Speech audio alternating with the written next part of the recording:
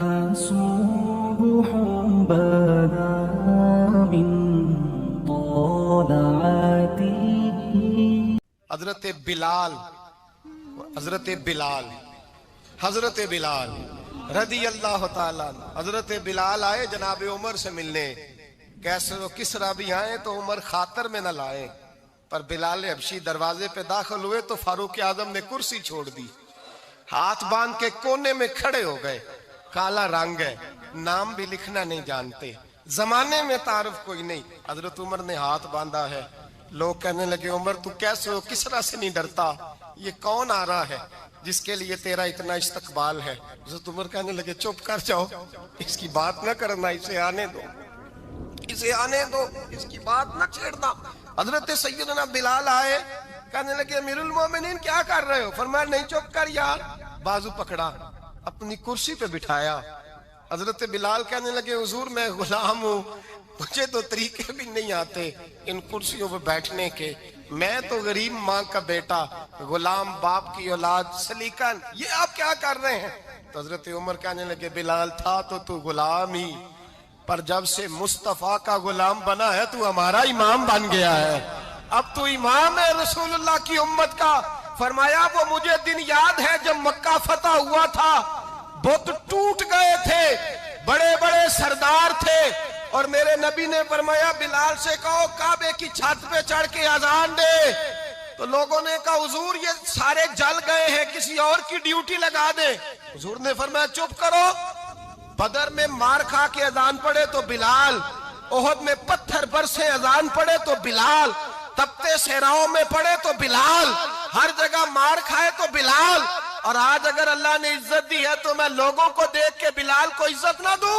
میں بتانا چاہتا ہوں کہ رسول اللہ کی غلامی میں عزت ہے. فرمایا کوئی اوپر نہیں چڑھے گا، ابو بکر بھی نیچے، عمر بھی نیچے، عثمان و علی، طلحہ اور زبیر بھی نیچے. آج یہ حبشی غلام کعبے کی چھت پہ چڑھے گا اور میں دنیا کو بتاؤں گا کہ اصل عزت اسی کے پاس ہوتی ہے جو رسول اللہ کا غلام ہوا کرتا ہے. بھائی یاد رکھیں عزت حضور کی غلامی میں ہے، نہ یہ دیکھو میری برادری کیا کہتی ہے. حضرت سلمان فارسی گورنر تھے، کھانا کھا رہے تھے، دسترخوان بچھا تھا. رسول پاک صلی اللہ علیہ وسلم کا فرمان ہے روٹی کا لقمہ دسترخوان پہ گرے اٹھا کے کھا لو، اللہ تمہاری بخشش فرما دے گا. دسترخوان صاف ہوتا ہے. روٹی، بڑے گورنر تھے آپ، بڑے بڑے سفیر بیٹھے تھے، وزیر بیٹھے تھے، روٹی کا لقمہ گر گیا. آج تو لوگ فیشن میں عزت ڈھونڈتے ہیں نا، وقار ڈھونڈتے ہیں کہ میں جدید دنیا کے ساتھ مل جاؤں، میں معاذ اللہ لڑکی لڑکے اکٹھے بٹھا کے منگنی کروں تو میں ماڈرن شمار ہو جاؤں گا، میں بڑے بڑے ڈھول بجاؤں تو ماڈرن بنوں گا، میں اگر مہندی پہ سارے تماشے کر ڈالوں تو میں ماڈرن ہوں. دیکھو عزت کس بات میں. حضرت سلمان فارسی روٹی کھا رہے تھے، سفیر، وزیر، نہ جانے بڑے بڑے لوگ بیٹھے تھے. کھانا کھاتے کھاتے لقمہ گرا دسترخوان پہ. حضرت سلمان فارسی نے سمیٹا، منہ میں رکھا، پھر انگلی مار کے دسترخوان صاف کیا. ایک صحابی کان میں کہنے لگے سلمان کیا کر رہے ہو؟ کیا کر، آپ گورنر ہیں، سوچئے تو صحیح، یہ لوگ کیا کہیں گے دنیا دار کے مسلمانوں کو روٹی نہیں ملتی، اٹھا اٹھا کے کھا رہے. کان میں بات کی، کان میں. حضرت سلمان فارسی کان میں جواب دے سکتے تھے، کہہ سکتے تھے نہیں ایسے ہی کرنا ہے، انہوں نے کان میں بات کی. لیکن جناب سلمان فارسی اعلیٰ اعلان بولے، کہنے لگے ان 4 5 6 دنیا داروں کے لیے میں اپنے نبی کا طریقہ چھوڑ دوں، اپنے رسول کی سنت چھوڑ دوں؟ یہ 4 5 دنیا دار دنیا کی طرف دیکھ کے میں مصطفیٰ سے منہ موڑ لوں؟ پھر جوش جذبات میں سر سے پگڑی اتار دی، رونے لگے. آپ فرمانے لگے میں مدینے کے بازاروں میں کھجوریں اتارتا تھا، نوکریاں کرتا تھا، یہ جو میرے سر پر عزت کے بال ہیں یہ محمد عربی کے اگائے ہوئے ہیں، رسول اللہ کے اگائے ہوئے ہیں. امیر المومنین حضرت جناب سیدنا عمر فاروق رضی اللہ تعالیٰ عنہ رات گھر میں تھے تو رونے لگے، بڑی دیر تک روتے رہے. والدہ اٹھی تو صاحبزادے سے کہنے لگی پتہ کرو تمہارے باپ کو کیا مسئلہ ہے. شہزادے آئے، کہنے لگے امیر المومنین والد گرامی کیا ہوا؟ تو حضرت عمر فاروق کہنے لگے بیٹا اپنی اماں کو بلاؤ. والدہ آ گئی، کیا بات ہے؟ کچھ طبیعت خراب ہے تو حکیم کا بندوبست کیا جائے. تو حضرت عمر کہنے لگے کچھ بھی نہیں، آج مسجد سے نکلا ہوں تو نبی پاک کے صحابہ میری تعریفیں کر رہے تھے. یہ حضرت فاروق اعظم کے وصال کے قریب کے دن ہے. تعریف ایک تو حضرت یہ رونے کی بات ہے کہ خوش ہونے کی. آپ فرمانے لگے نہیں, سوچتا ہوں باہر تو میں اچھا رہا ہوں, پتہ نہیں گھر میں ہی کوئی زیادتی نہ ہو گئی ہو, پتہ نہیں تمہارے ساتھ بھی میرے معاملات ٹھیک تھے کہ نہیں. صحابہ تو تعریف کرتے ہیں, رو رہا ہوں تمہاری وجہ سے نہ الجھ جاؤں, بیوی ہی نہ کہے میرا حق ہی ادا نہیں کیا. یہ لفظ کہتے کہتے پہاڑ ہے یہ شخص, کیسر و کسرا کامتے ہیں. حضرت عمر رو پڑے, بی بی سے کہنے لگے مجھے اللہ کی رضا کے لیے معاف نہیں کر دیتی؟ میرے اوپر بوجھ تھا امت کا, میں ساری رات مدینے کی گلیوں میں پھرتا تھا, دن سارا مسجد میں گزرتا تھا, میں تجھے وقت نہیں دے پایا, معاف نہیں کر دیتی؟ تو زوجہ کہنے لگی نہیں عمر, میں نے بھی زندگی میں اپنا کوئی سکھ چین نہیں دیکھا, کوئی چاؤ پورا نہیں کیا, میں کیسے معاف کر دوں؟ میں نہیں معاف کرتی. حضرت عمر زمین پہ بیٹھ گئے, رونے لگے, کہنے لگے چل معاف کر دے. کہنے لگی ایک وعدہ کرو, قیامت کے دن رب کریم کی بارگاہ میں میری سفارش کرو گے؟ اللہ کی بارگاہ میں عرض کرو گے کہ اللہ اچھی تھی, مجھے کپڑے دھو کے دیتی تھی, روٹی پکا کے دیتی تھی, میری عزت کی محافظ تھی؟ جناب عمر کہنے لگے تیرے ساتھ وعدہ ہے, رب اپنے فضل سے عمر کو جنت دے گا تو عمر تجھے جنت میں ساتھ لے کر کے جائے گا. بخاری شریف میں حدیث ہے, قاضی ایاز مالکی رحمۃ اللہ علیہ نے بڑی تفصیل سے لکھی ہے, راوی حضرت انس بن مالک ہیں. ایک بندہ بڑی دور سے آیا نبی پاک صلی اللہ علیہ وسلم کی زیارت کے لیے, بڑی دور سے. عرب کے جو سردار ہوتے تھے ان کے بڑے ناز نخرے ہوتے تھے, وہ خیر آج بھی ہیں, پروٹوکول کا ماحول آج بھی, یعنی وزیر صاحب کے آگے دو چار گاڑیاں نہ ہوں تو ان کو مزہ ہی نہیں آتا, پولیس والے آگے پیچھے بھاگیں تو حالانکہ ان کو نہیں پتا کہ جو پولیس والے آگے پیچھے بھاگ رہے ہیں نا, یہ حکومت بدلی تو گرفتار کرنے بھی انہوں نے ہی آنا ہے, لیکن وہ بڑا مزہ آتا ہے جب لوگ گاڑی کے پیچھے بھاگتے ہیں. کیا بات ہے جناب, بڑی بات. اور ہماری طبیعتوں میں پتہ نہیں کون سی. تو نبی پاک صلی اللہ علیہ وسلم کی خدمت میں وہ شخص بڑی دور سے آیا, تو عرب کے بادشاہوں کا مزاج تھا, پروٹوکول بڑا چاہتے تھے. ان کا تو یہ طریقہ تھا کہ حکمرانی کرنی ہے جیسے بھی ہو. اگر کسی غلام نے دھوپ میں بندھا رہ گیا, اونٹ اور چھاؤں میں نہیں باندھا تو درے مارتے تھے, اور اگر اس نے کھول کے باندھ دیا تو پھر بھی مارتے تھے. کہتے تھے اتنا سیانا ہو گیا تو انہیں پوچھا ہی نہیں, خود بخود ہی باندھ دیا. وہ شخص حضور کی بارگاہ میں آیا, اور بہت سارے لوگوں کے پاس کیونکہ وہ جاتا تھا اپنے سربراہ کا پیغام لے کے, تو وہ کانپ رہا ہے جب حضور کی بارگاہ میں گیا, ڈر رہا ہے. اب ذرا بات کو سمجھنا, نبی پاک صلی اللہ علیہ وسلم نے اس سے فرمایا کیوں ڈرتے ہو؟ سادہ آدمی ہے, دیہاتی ہے, بدو ہے. اللہ کے رسول نے تھپ کی دی, کیوں ڈرتے ہو؟ تو کہتا ہے حضور مجھے آداب نہیں آتے اور مجھے ڈر آتا ہے, کوئی بات اگر ایسی ہو گئی, آپ مدینے کی حکومت کے سربراہ ہیں, تو کہیں آپ ناراض نہ ہو جائیں. حضرت انس بن مالک فرماتے ہیں بات کہاں کی تھی, پہنچ کہاں گئی. جب اس نے یہ کہا نا کہ آپ تو حکومت کے سربراہ ہیں, کہیں کوئی غلطی نہ مجھ سے ہو جائے, تو نبی پاک کی آنکھوں میں آنسو آ گئے. حضور رونے لگے, اور نبی پاک صلی اللہ علیہ وسلم فرمانے لگے نہ بھائی, تو کسی حکومت کے سربراہ کے پاس نہیں آیا, نہ تو اس بیٹے کے پاس آیا ہے جس کی ماں گوشت کے خشک ٹکڑے کھا کے بھی گزارا کر لے گی. میں تو ایک غریب ماں کا بیٹا ہوں.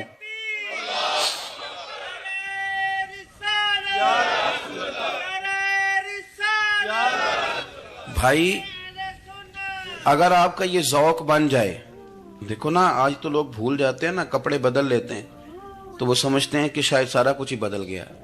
یعنی گاؤں سے آ کر پڑھنے والے بھول ہی گئے ہیں کہ کس کی ماں نے کتنا زیور بیچا.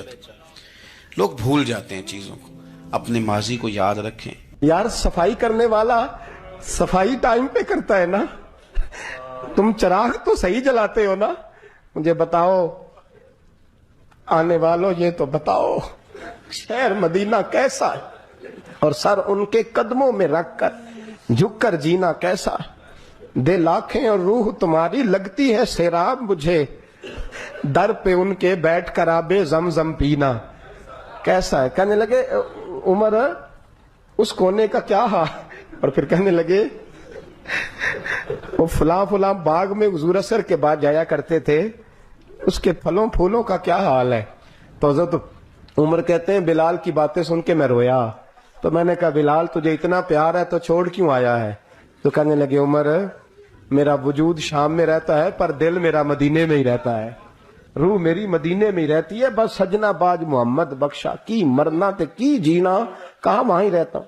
ایک دفعہ نا کوفے میں رہتے تھے حضرت علی، مولا علی نے ساری زندگی کسی سے سوال نہیں کیا، دینے والے تھے نا، سوال نہیں کیا۔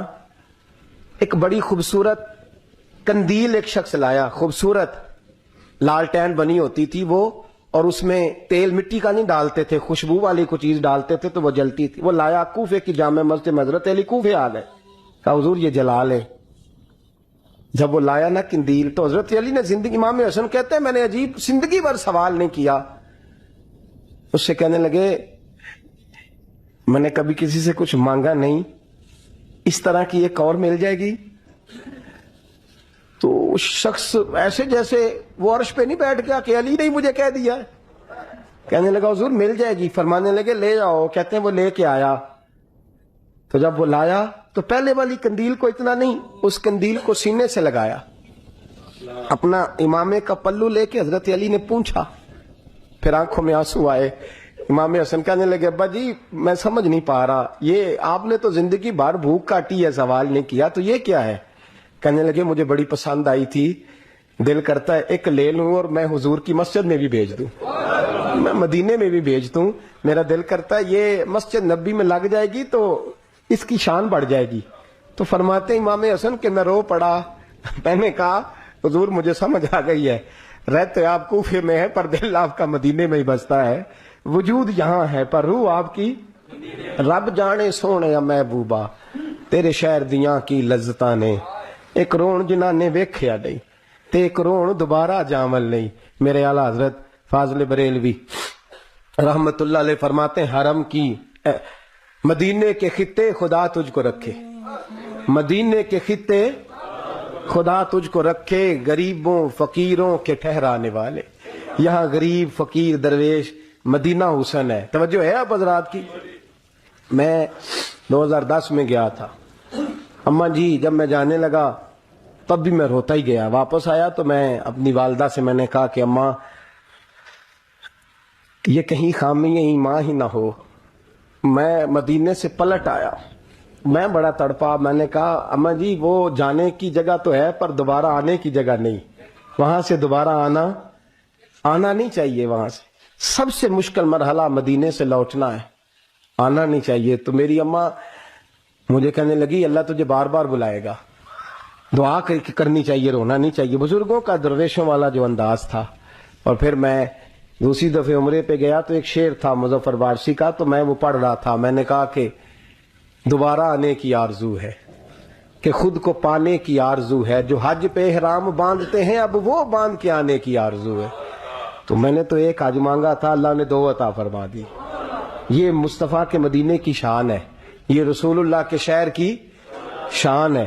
تو میرے دوستو اللہ بڑا بے نیاز ہے، وہ میرے جیسے لوگ، میرے جیسے، سچی بات ہے، میرے جیسے لوگ، اس کا میں کبھی بھی مدینہ منورہ میں حاضر ہو کے لوگ اور باتیں سوچتے رہتے ہیں اور میں مسجد میں بیٹھا ہوتا ہوں۔ تو میں جب پہلی دفعہ گیا تھا تو ایک بی بی بیٹھی تھی، سادی سی عورت، رات کو، تو اپنا زبان یار من ترکی و من ترکی بگویم پنجابی میں وہ بات کر رہی تھی، تو وہ جملے اس کے مجھے یاد رہتے ہیں جب میں مدینے جاتا ہوں۔ سادی بی بی جنت البقیع کے باہر بیٹھی، تو بوڑھی اماں سادے سے کپڑے، تو شعر پڑھ رہی تھی۔ وہ کیا شعر تھا اس کا، کوئی وہ اس پہ شاعرانہ ردیف کافی یہ پورے نہیں اترتے، لوگ کہیں گے یہ مصرع شاید لحاظ سے ٹھیک نہیں ہے سند کے لحاظ سے، لیکن اس کا انداز تھا نا تو تھا بڑا با کمال۔ اور وہاں بیٹھی پتہ کیا کہہ رہی ہے، ویکھو نہیں ویکھو کڈے کرم کمائے سوں۔ لوگ کہیں گے ردیف کافی کے لحاظ سے شاید ٹھیک نہیں، لیکن اس کی فکر کتنی ٹھیک ہے، سوچ کتنی ٹھیک ہے۔ کہتی ویکھو نہیں ویکھو کڈے کرم کمائے سوں، میرے جے گندے مندے در تے بلائے سوں۔ سید عالم صلی اللہ علیہ وسلم کے وصال ظاہری کے ایام قریب آئے تو حضور نے سرخ پٹی باندھی، تیز بخار ہے نبی کریم کو، 2 صحابہ سہارا دے کے مسجد میں لائے، نبی پاک علیہ السلام کو بظاہر سہارا دے کے لایا گیا۔ کریم رسول نے لوگوں کو جمع کیا، حضور آج کیا ہونے والا ہے، آج کیا کہا جائے گا، آج کس لیے میٹنگ بلائی ہے؟ نبی کریم کے کل صحابہ جب مسجد میں جمع ہوئے تو کھچا کھچ مسجد بھری ہے۔ وصال ظاہری سے چند یوم پہلے کی بات، نبی پاک نے فرمایا آج تمہیں کوئی جہاد کی ترغیب نہیں دینی، آج کوئی نیا پیغام نہیں دینا، آج تمہیں بتانا ہے کہ رب نے اپنے بندے کو اختیار دیا ہے، چاہے تو دنیا میں رہے چاہے تو اس کی بارگاہ میں حاضر ہو جائے. اس عبد نے بارگاہ ربوبیت کی طرف لوٹنے کا ارادہ کر لیا ہے. حضرت صدیق اکبر رونے لگے تو صحابہ نے کہا تمہیں کیا ہوا؟ کہنے لگے سمجھ نہیں رہے, کسی کی بات نہیں کر رہے, نبی پاک تو اپنی بات فرما رہے ہیں, اس نے جانے کا ارادہ کر لیا. سنیے میرے بھائی, محبوب پاک نے فرمایا بھائی کسی شخص کو میری طرف سے کوئی تکلیف پہنچی ہو تو بدلہ لے سکتا ہے, بدلہ لے سکتا ہے, کسی کو تکلیف پہنچی ہو. صحابہ پھوٹ کے رونے لگے. محبوبہ کرم ہی کرم ہوا ہے, رحمت ہی رحمت آئی. آپ کے بارے میں گمان کرنے والا بھی دائرہ ایمان سے نکل جائے گا. حضور آپ کیا فرما رہے ہیں؟ فرمایا نہیں بھائی اٹھو. پیچھے سے جناب عکاشہ بن محسن اٹھے, ہاتھ کانپتے ہیں, آگے بڑھے, کہنے لگے یا رسول اللہ, ایک جنگ کے موقع پر آپ نے درہ مارا تھا, ننگی پیٹھ پر صفیں سیدھی کراتے, بات دل میں رہ گئی ہے, میں نے بدلہ لینا ہے. نبی کریم نے فرمایا بلال دوڑ کے جاؤ, فاطمہ کے گھر درہ پڑا ہے, درہ لاؤ. سیدنا بلال حبشی کہتے میں گیا, دستک دی, سیدہ طیبہ طاہرہ حضرت فاطمہ فرمانے لگی بلال کیسے آئے ہو؟ اماں جی وہ درہ چاہیے تھا. سیدہ کو تشویش ہوئی, کہنے لگے بلال نہ تو جنگ پہ جانا ہے, نہ جہاد ہے, نہ کوئی ایسا موقع ہے, حضور کی تو طبیعت مبارک بظاہر بڑی علیل ہے, درہ کیا کریں گے؟ حضرت بلال عرض کرنے لگے اماں جی ایک صحابی بدلہ لینے لگے ہیں. صاحب طبقات نے جملے لکھے ہیں, کہتے ہیں بی بی صاحبہ نے درہ بھی دیا اور امام حسن حسین کو بھی باہر نکالا. فرمانے لگی عکاشہ سے کہنا 100 درے مارے, ان 2 شہزادوں کے جسم پر نبی پاک کے قریب نہ جائے. میں نے 2 بچے پیدا ہی اپنے محبوب پر قربان کرنے کے لیے کیے, ان کو لے جائے. حضرت بلال کہتے میں 2 شہزادے لے کے آیا, اور جب دروازے میں میں لے کے پہنچا تو نبی پاک نے دیکھا تو آنکھوں میں آنسو آ گئے. فرمایا ان کو بٹھا دو, مجھے پتا ہے فاطمہ نے کیا کہہ کے بھیجا ہے.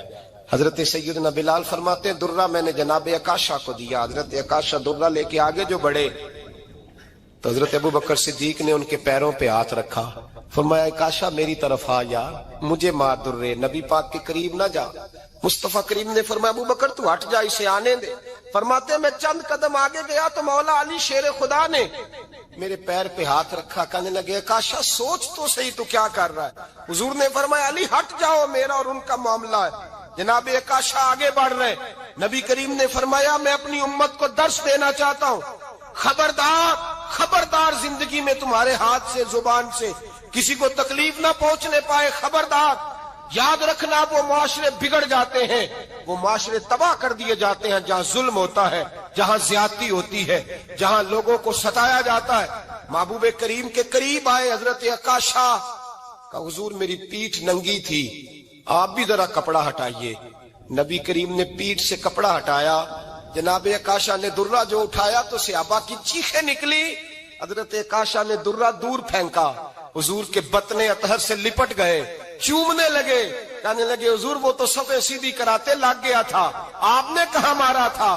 یا رسول اللہ میں تو بہانہ بنا رہا تھا کہ جاتی دفعہ مجھے وجود چومنے کا موقع نصیب ہو جائے, مجھے یہ موقع نصیب ہو جائے. میرے حبیب نے فرمایا جس نے جنتی دیکھنا ہو میرے عکاشہ کی زیارت کر لے. بھائی ظلم کا دروازہ کھلا ہوا ہے اور لوگ بھول جاتے ہیں زیادتی کرتے ہوئے. وہ بہو سے ہی کیوں نہ کرے, وہ اپنے گھر کے بھول جاتے ہیں کہ شاید پوچھنے والا کوئی نہیں, شاید میزان نہیں لگے گا. ایران کے بادشاہ نے اپنے بیٹے کو پڑھانے کے لیے ایک استاد صاحب کا بندوبست کیا. استاد صاحب کو کہا کہ میرے بچے کو دین پڑھائیے, میں چاہتا ہوں کل اس نے عنان حکومت کو سنبھالنا ہے تو یہ دین سے آگاہ ہو جائے, اس کو کچھ سکھائیے پڑھائیے. بہت نیک بزرگ بڑے درویش عالم پڑھانے لگے, اسباق مکمل ہو گئے, دین کے اسباق قرآن مجید پڑھایا, احادیث طیبہ کا درس دیا, اصول فقہ سے روشناس کرایا.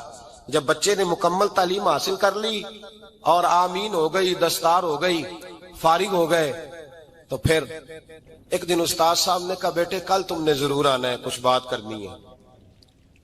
شہزادہ گیا ملنے استاد صاحب سے. استاد صاحب نے کنڈی لگا لی, ہاتھ میں درہ پکڑ لیا, مار مار کے پورے وجود کو زخمی کر دیا. کوئی غلطی نہیں, کوئی بات نہیں, مارا. اب بچہ آیا آ کے بادشاہ سلامت سے کہا کہ ابا جی سمجھ نہیں آئی, بڑا مارا ہے استاد. تو سیانے تھے نا بادشاہ, یہاں تو قاری صاحب روز کٹہرے میں کھڑے ہوتے ہیں, مولوی صاحب آپ نے میرے بچے کو کیوں مارا ہے؟ آپ 8,000 کے مولوی ہیں, میرا کئی کروڑ کا بچہ ہے, سویرے بدل لیں گے. خبردار آپ نے بچے کو ہاتھ لگایا. اپنی حیثیت میں رہے معاذاللہ. جو قومیں استادوں کو کٹہروں میں کھڑا کرتی ہیں وہ ترقی نہیں کر پاتی. جو استادوں کو کٹہروں میں روز کھڑا کرتے. کہا ابا جی بڑا مارا ہے. تو والد بڑے سمجھدار تھے, کہنے لگے بیٹا استاد باپ ہوتا ہے, وہ زیادتی نہیں کرتا. کوئی بات ہوگی میں تیرے استاد کو کٹہرے میں نہیں بلاؤں گا. اماں سے بات کی. اماں کہنے لگی بیٹا میں تیرے باپ سے کیسے بات کروں, ڈر آتا. وقت گزر گیا. 22 سال بیت گئے. 22 سال گزر گئے. بادشاہ کا انتقال ہوا. شہزادہ تخت پہ بیٹھا. پہلا حکم یہ دیا کہ میرے استاد کو بلاؤ. پہلا حکم. استاد جی بوڑھے ہو گئے تھے. چھڑی کے اوپر ٹیک لگا کے آئے اور بھویں سفید ہو کے جھک گئی تھیں. یوں آنکھ کھول کے بڑی مشکل سے دیکھا. کہنے لگے شہزادے حکم ہو. کم میں شہزادہ نہیں, اب میں بادشاہ بن گیا ہوں.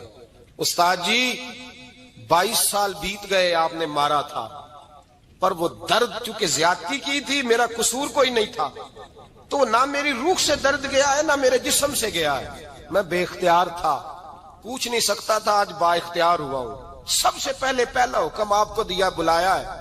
بتائے کیوں مارا تھا, کیوں مجھے مارا تھا, میری زیادتی بتائے. تو استاد, بوڑھے استاد کی آنکھیں آنسوؤں سے بھر گئیں. کہنے لگے بیٹے بس آج کے دن کے لیے مارا تھا. یہ جو دن آ گیا نا میری زندگی میں, اس لیے مارا تھا. یہ میں چاہتا تھا میری زندگی میں وقت ہے, آج کے بس میری مراد پوری ہو گئی. کہا صاحب کس لیے, مجھے بھی سمجھائے. آپ فرمانے لگے کتنی دیر ہو گئی تجھے مار کھائے ہوئے, کتنا زمانہ بیت گیا. کہنے لگا 22 سال. فرمایا زخم بھولے تو نہیں, درد ختم تو نہیں ہوئی, تمہیں بات 1 منٹ کے لیے بھی تمہارے حافظے سے محو تو نہیں ہوئی. کہا استاد جی روز رات کو یاد آتی, روز خیال آتا تھا. استاد کہنے لگے بھائی تو بے اختیار تھا, پوچھ نہیں سکا. 22 سال تجھے یاد رہا. مجھے پتا تھا تو ایک دن حکمران بنے گا. میں نے تجھے اس لیے مارا تھا کہ بیٹے یاد رکھنا, کسی پہ ظلم نہ کرنا. اگر تجھے 22 سال تک یاد رہا ہے تو جس پر تو ظلم کرے گا اسے بھی قیامت تک یاد رہے گا. اور یہ یاد رکھنا, تو آج با اختیار ہوا تو تو نے مجھے بلا لیا ہے. قیامت کے دن غریب با اختیار ہو جائیں گے, مظلوم با اختیار ہو جائیں گے. وہ با اختیار ہوں گے للہ الواحد القہار.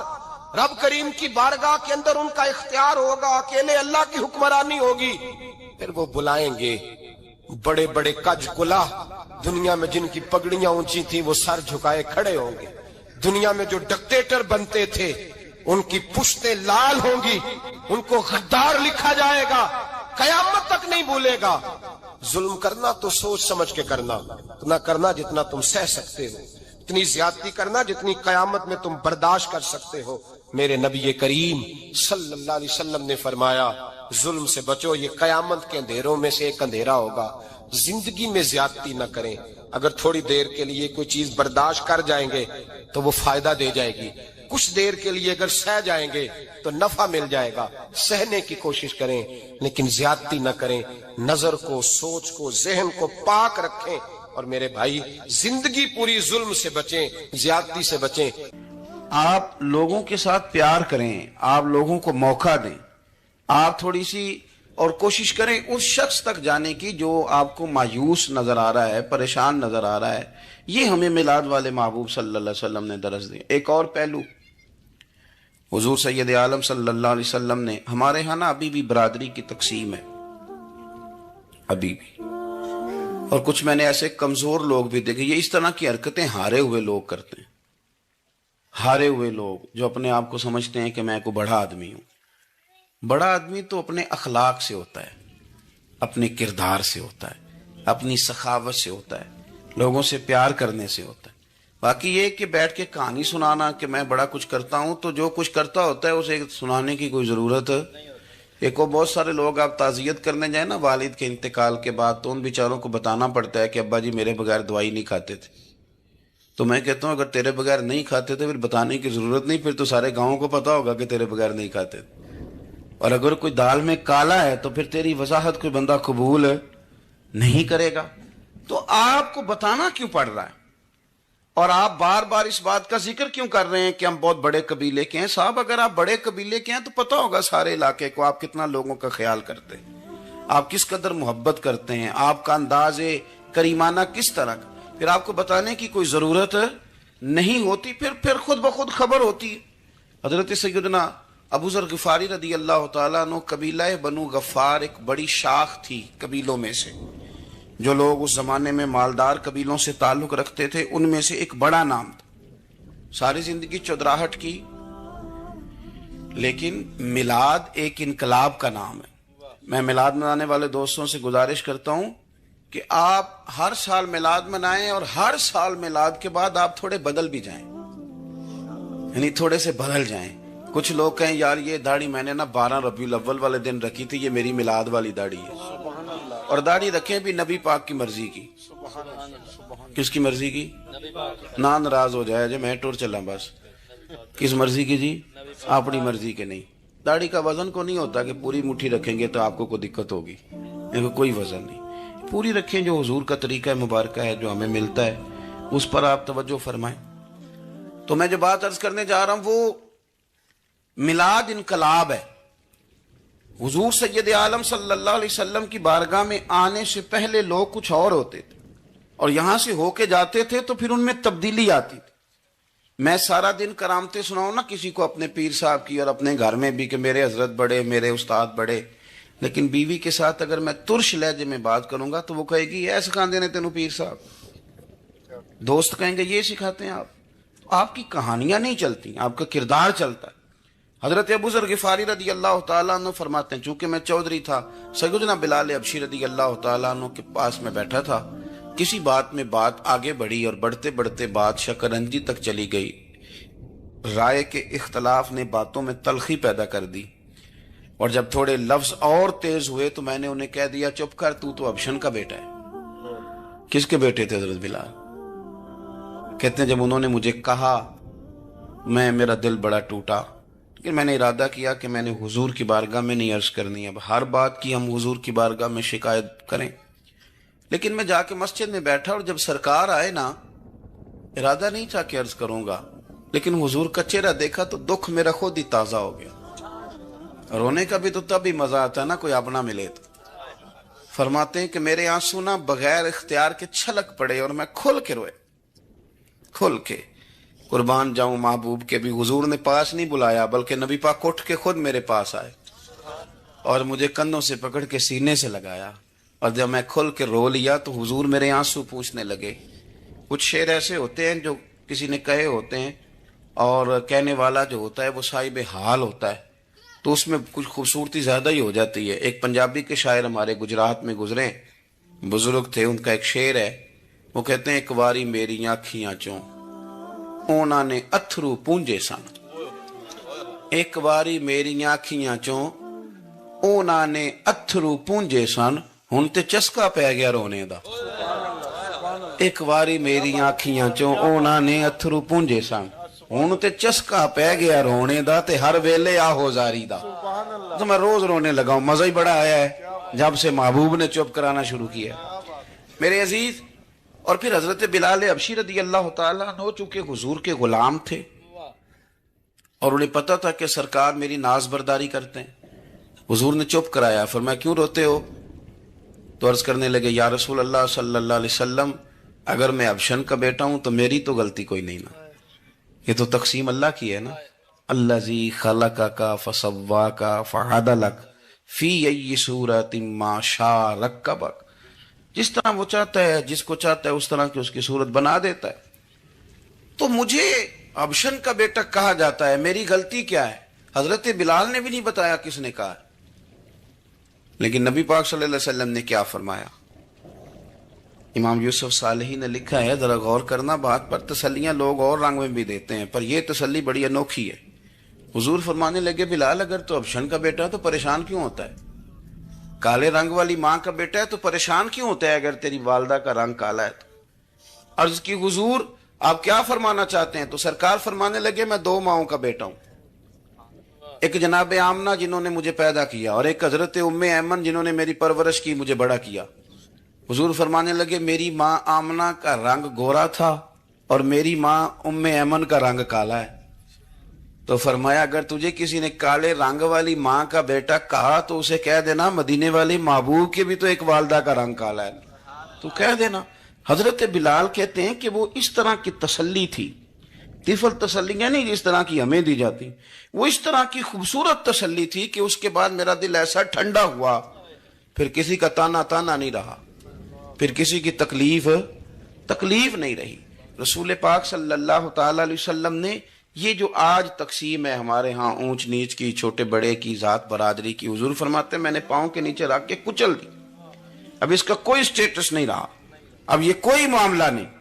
پھر میرے بھائی ایک معاملہ ہمارے اندر جو اور بڑی شدت کے ساتھ آیا ہے اور جس نے بڑا زور پکڑا ہے، وہ یہ ہے کہ ہم نا پڑھے لکھے لوگوں سے معذرت کے ساتھ، پڑھے لکھے لوگوں کا بھی ایک مسئلہ ہے، وہ دوسروں کو جاہل کہنا ضروری سمجھتے ہیں، الا ماشاء اللہ۔ میں اکثر کہتا ہوں کہ یہ تو آسان کام ہے نا، آپ نے کہہ دیا جاہل نہیں جی سارے پنڈ والے، یہ تو بڑا آسان کام ہے، تو جان چھڑانے والی بات ہے۔ ان پڑھ ہیں جی اس قوم دا کچھ نہیں بن سکتا، بھی تو آسان کام ہے، جان چھوٹ گئی۔ میں بھی کھڑا ہوتا ہوں نماز جنازہ کی امامت کرنے کے لیے، کبھی تو کہہ دیتا ہوں کہ جناب آج لوگوں کو نماز جنازہ کی دعا نہیں آتی، تو سوچتا ہوں کہ اگر کسی نے کھڑا کر کے پوچھ لیا کہ آپ نے کتنے لوگوں کو یاد کرائی ہے، ہم نے کبھی کہا کہ آؤ بیٹھو یاد کراؤں، تو اس کا جواب کیا ہے؟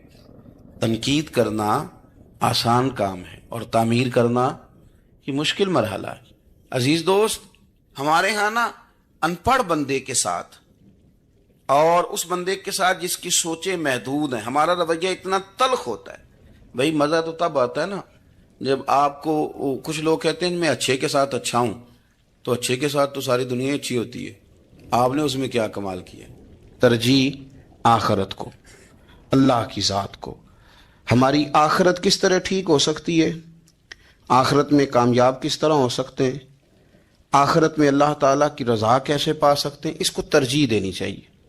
نبی پاک صلی اللہ تعالیٰ علیہ وسلم کے بہت سارے صحابہ بڑی شانوں والے، ایک صحابی کا ہم آج ذکر کرنے جا رہے ہیں جن کا نام ہے حضرت ابو ذر غفاری رضی اللہ تعالیٰ۔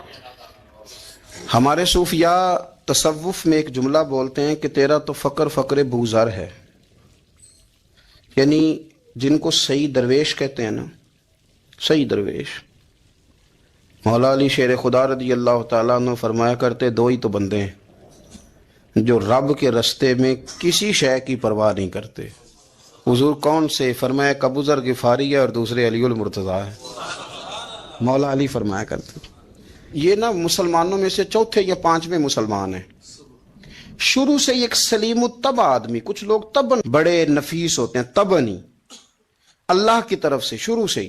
ان کا جو قبیلہ تھا بنو غفار، وہ راہزنی کرتا تھا، لوگوں کو لوٹ لیتا تھا، شروع میں یہ کام کیا، لیکن جب کچھ لوگوں کی چیخیں کانوں میں گئیں تو چھوڑ دیا، فرمایا نہیں یار طبیعت نہیں مانتی۔ اور نبی پاک کا کلمہ پڑھنے سے پہلے ہی بتوں کی پوجا چھوڑ کے رب کی عبادت شروع کر دی۔ لوگ پوچھا کرتے تھے آپ عبادت تو کرتے تھے پر منہ کدھر کرتے تھے؟ فرماتے تھے جدھر وہ کرا لیتا تھا کر لیتے تھے۔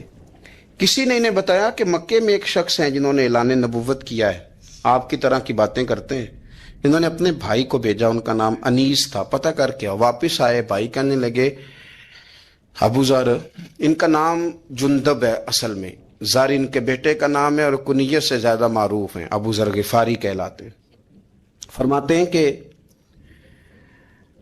بھائی نے آ کے بتایا کہ وہ نیکی کا حکم دیتے ہیں، برے کاموں سے منع کرتے ہیں، صلہ رحمی کا پیغام دیتے ہیں، لیکن لوگ سارے مخالف ہیں۔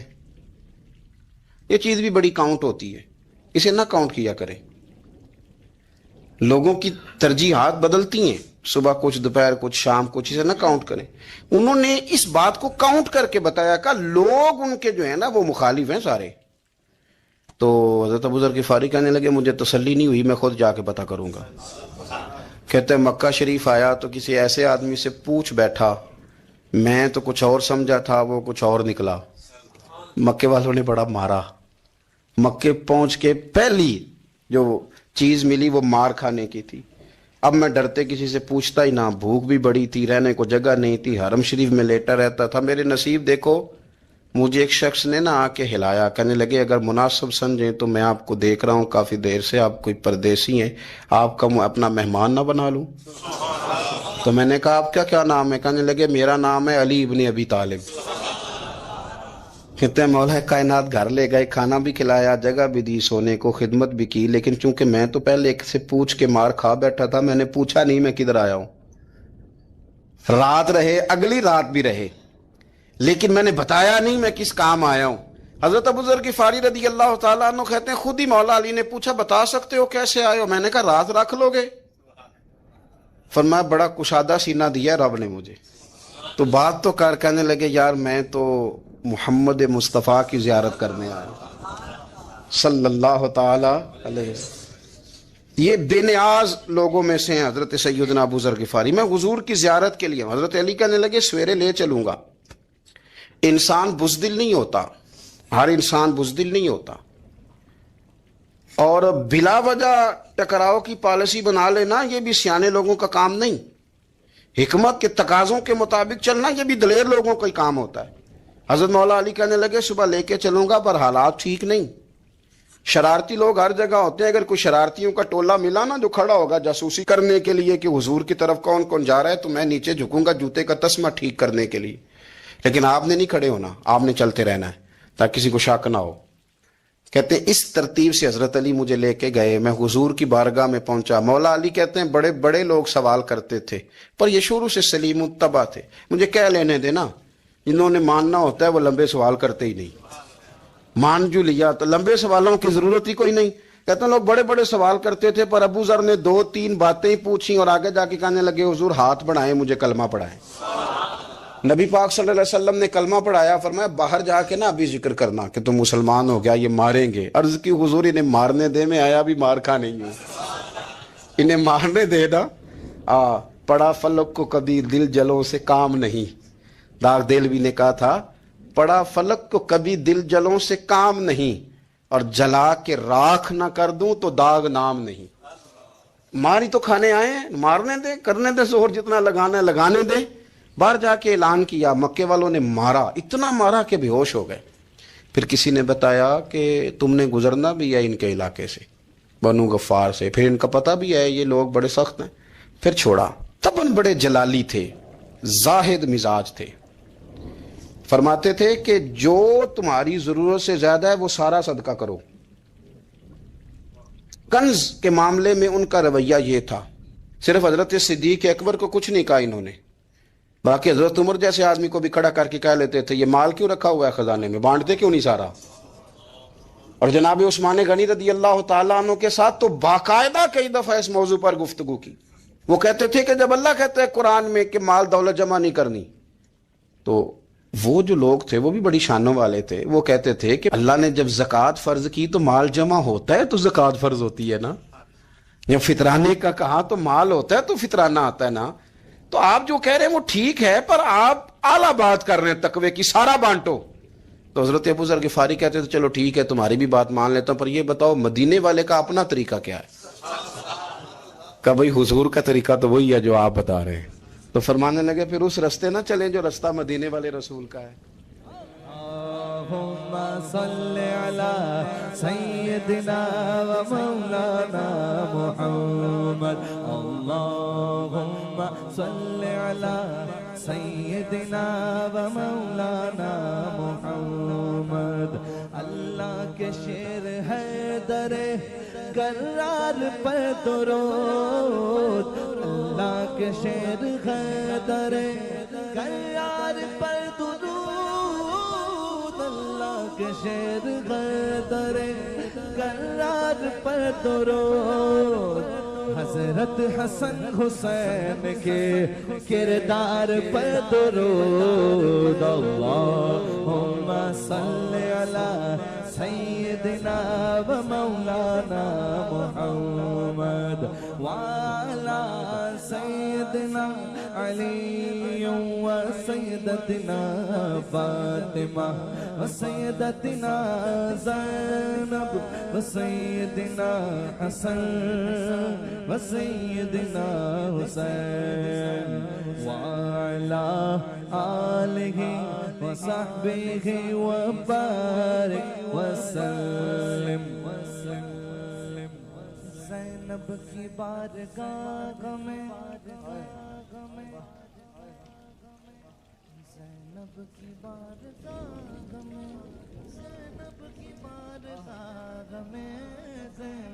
کی بارگاہ میں سلام نیاز ہے، زینب کی بارگاہ میں سلام نیاز ہے، جو مرتضیٰ کی لاڈلی زہرا کا ناز ہے۔ اللہم صلی علی سیدنا و مولانا محمد وعلی سیدنا علی و سیدتنا فاطمہ و سیدتنا زینب و سیدنا حسن و سیدنا حسین۔